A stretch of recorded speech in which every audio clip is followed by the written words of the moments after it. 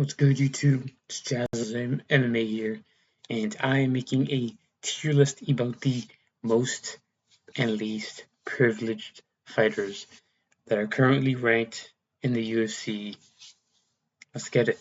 I am sorry that I haven't really been making many videos. I was gonna make this yesterday, probably. I was actually gonna make this video a lot earlier, but I've had some personal issues that have caused me to not want me to make these videos as much. I'm back. I'm gonna be consistent this week. Hopefully, put out about 4. And yeah, so we have a couple tiers, and yeah, this is gonna be obviously, as you can see by some of these people here. This would have been a little bit more relevant like 1 or 2 weeks ago, but let's get it. And I'm gonna immediately put someone in the neutral tier. Ozdemir is he was in my I think he was in my underrated tier list, and he's very neutral. Like he doesn't get like crazy opportunities, but he also doesn't get like any. I think I'm trying to push him. He's just some dude stuck in the rankings. Maybe you can just say he gets no love. Actually, I don't mind that. I'm gonna say he gets no love from the company. Now I'm gonna put Michael Chandler in this tier. That's obviously why. Look at the opportunities he gets. He's like still ranked somehow with like no wins since Tony Ferguson. He's just lost, and he's still fighting up in the rankings. Yeah. So he obviously gets to this top tier. And I'm gonna put MVP at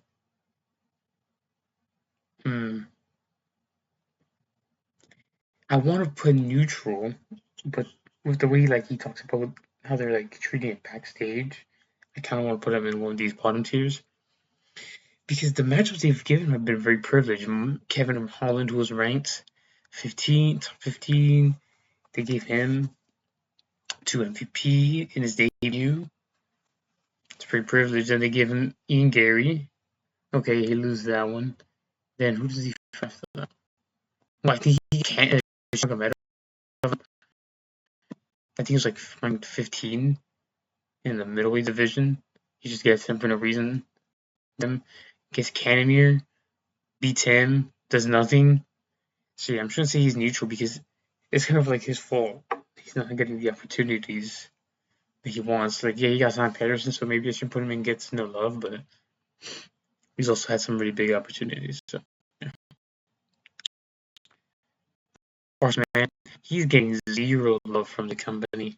They just don't like him. I don't know.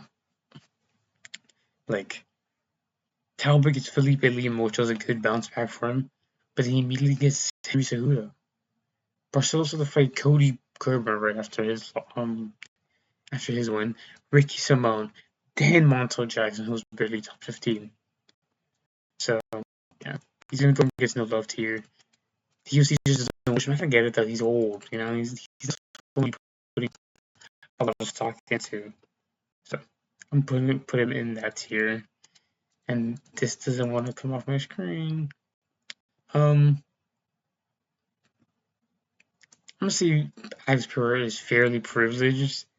Maybe I should just put him in the top tier, but he does get a lot of he gets opportunities, but he's like right person, right time. Maybe he should have fought Strickland right after just beating Bruno Silva.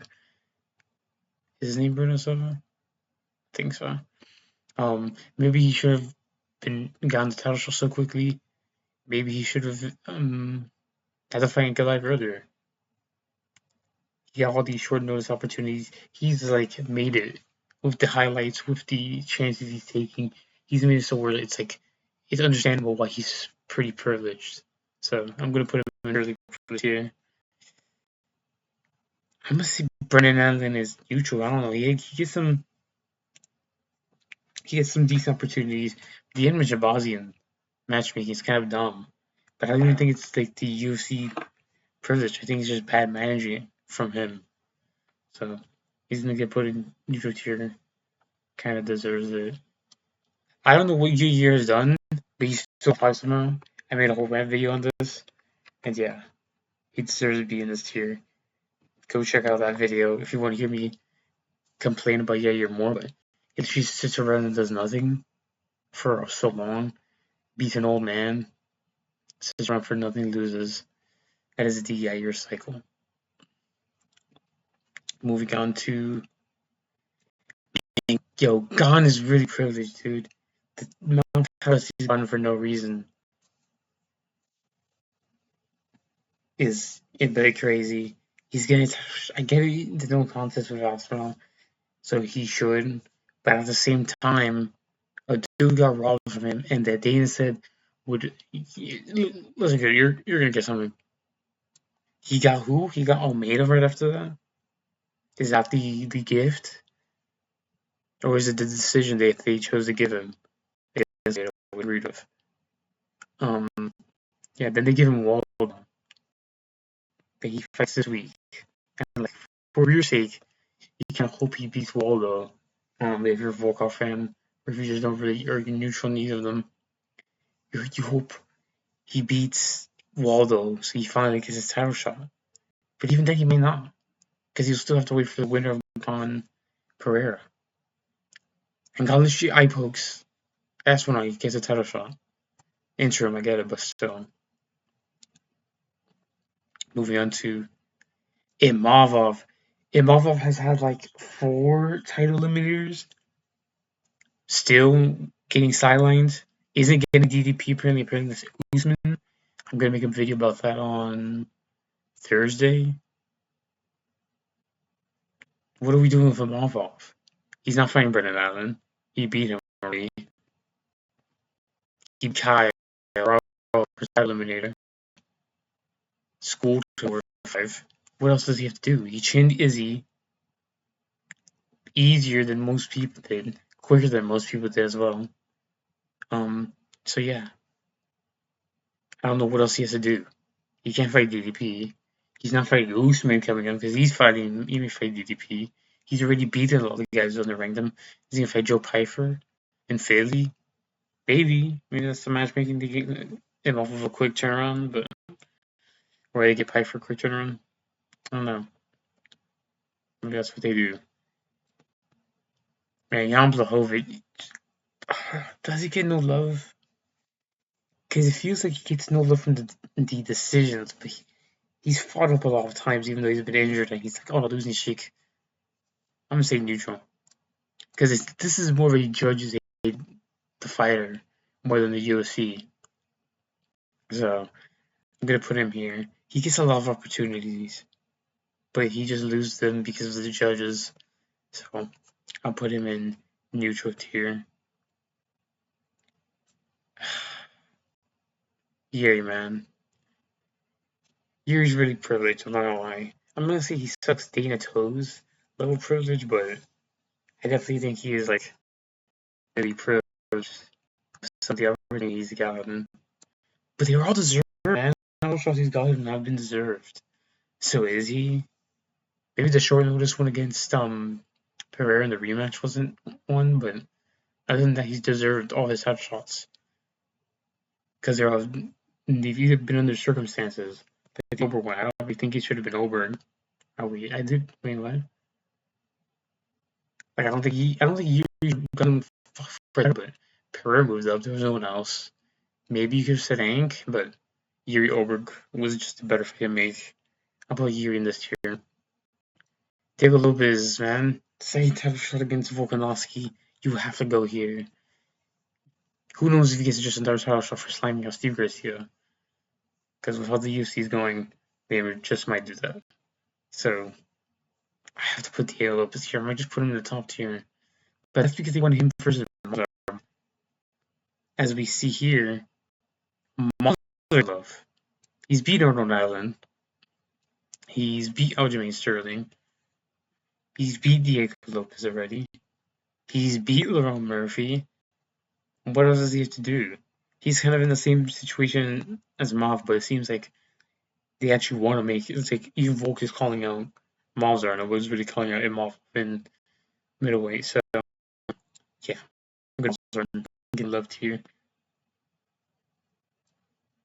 and I'm gonna put Aljo here. in the same tier because he gets no love from the UFC. The matchmakers forced him to fight O'Malley. There's a whole there's so many videos about that in the documentary as well. Um, he's a former champion, moves up, he gets Calvin Cater. That's the best they do for him. Then they give him Malzar, which that wasn't a bad matchup. He loses it. He gets the ghost of Brian Ortega. I didn't mind that Brian Ortega shouldn't have been fighting up.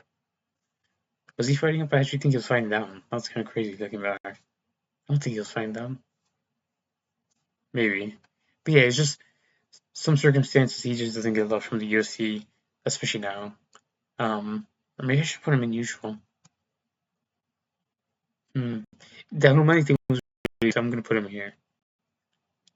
5 more names. Charles Johnson. Does he get no love from the UFC? They feed him to a lot of prospects, I guess. They feed him to a lot of prospects. But they don't give him big opportunities, they don't give him main events. But I see why. I don't know. Do I want to put him against no love? Because does he get no love? You got Bruno Silva. I'll leave him no love. I don't know.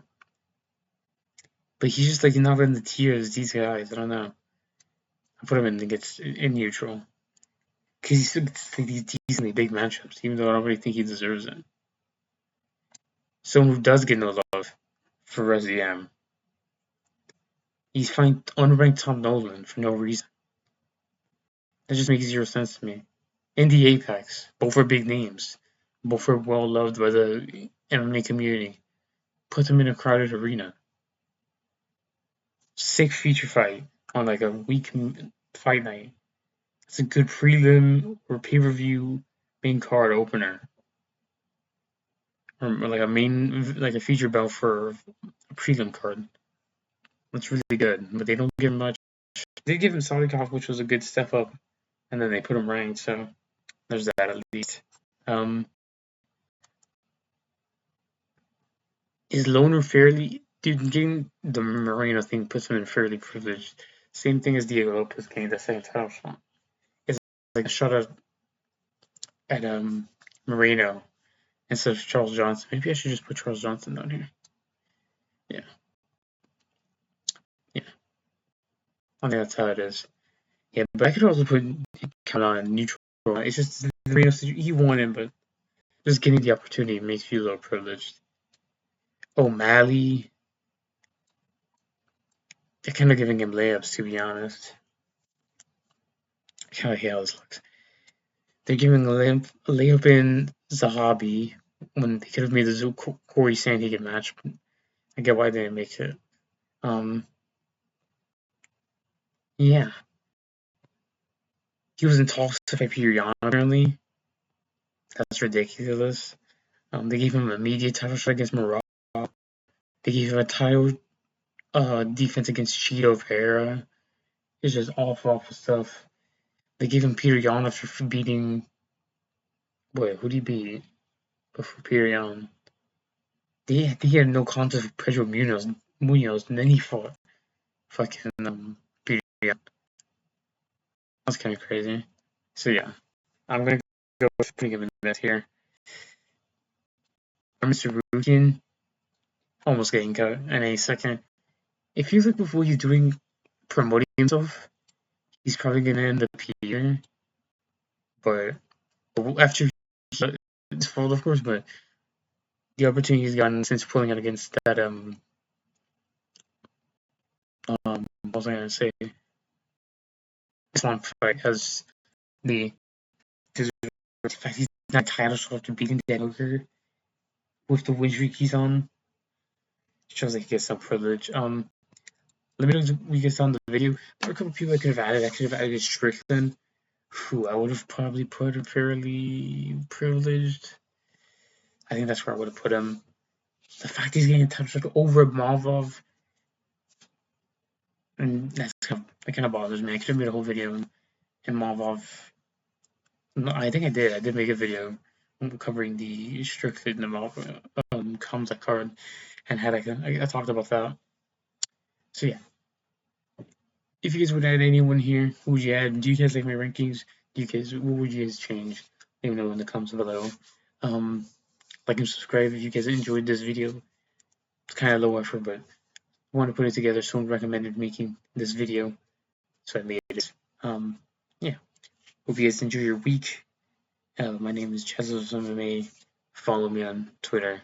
That's my Twitter. And posting predictions tomorrow. Catch you then. Peace.